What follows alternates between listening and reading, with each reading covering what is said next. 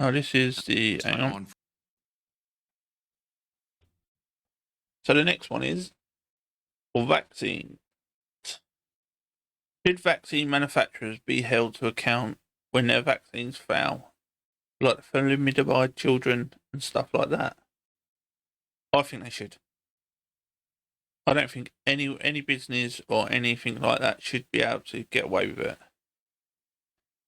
it. But we'll have a watch to what she says, see if we agree or not. For or against House Bill 3441. Seeing none, the chair recognizes Representative Luther to close on the bill. Thank you very much, Mr. Chairman and Madam Vice Chair. I want to thank all of you for participating in this conversation and being interested in this topic. I fully vaccinated both of my girls. I am not anti-vax. I fully believe that many of the vaccines we have today have saved countless lives. But the system that we have today is the result of our decision to test a thesis that was made in 1986 when we passed the National Childhood Vaccine Injury Act. And the thesis ultimately was that we could improve health outcomes by eliminating accountability for those outcomes. What a thesis. I'd say, I think we're getting exactly what our...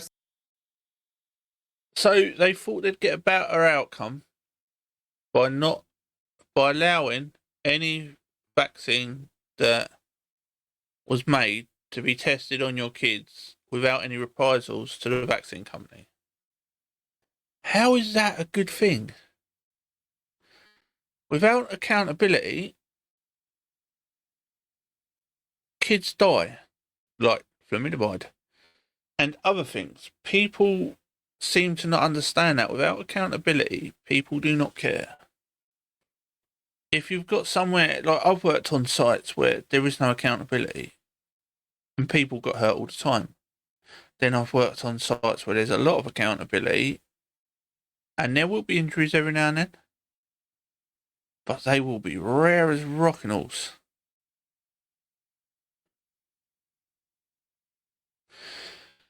System incentivizes, which is efficiency and speed of development.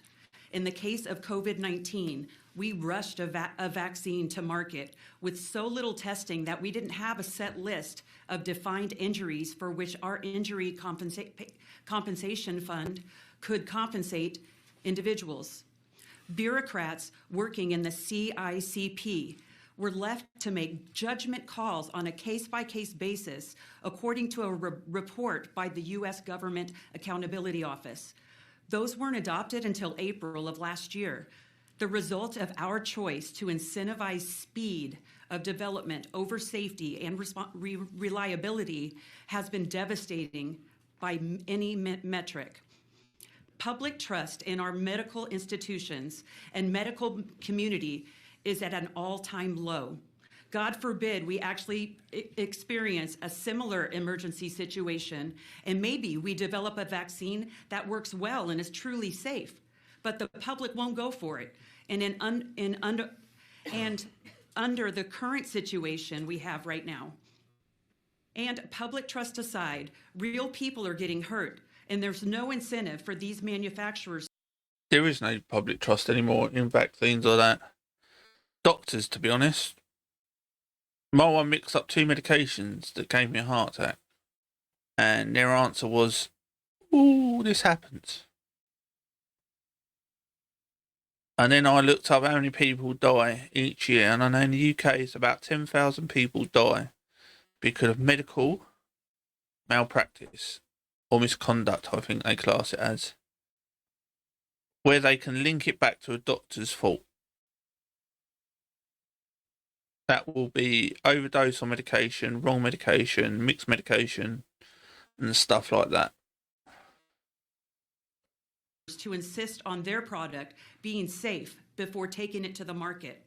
So when we look at the advertisement that's taking place, when we see Pfizer paying for Super Bowl commercials and paying pro football players to act as a vaccine spokesperson and paying them millions of dollars, I understand why. Sorry. It's an attempt to repair reputation.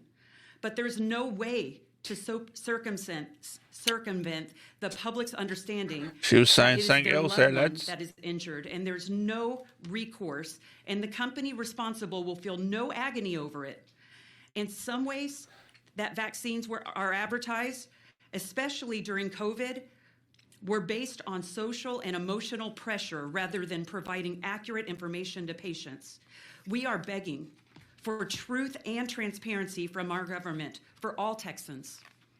Beyond this social pressure, many people were forced to participate in what was essentially a drug trial on the public by being threatened with losing their jobs or being unable to live normal lives if they chose not to get vaccinated.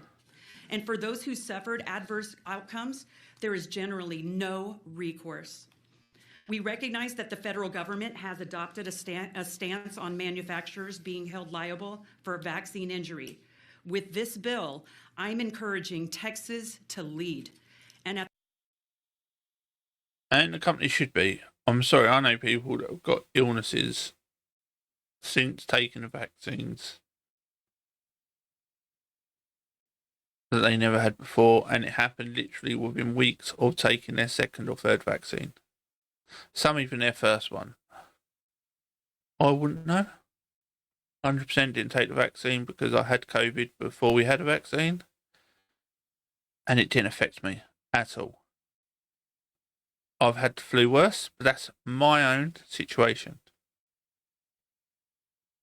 at the very least, expect those who try to convince the public to take a vaccine through advertising, they take accountability.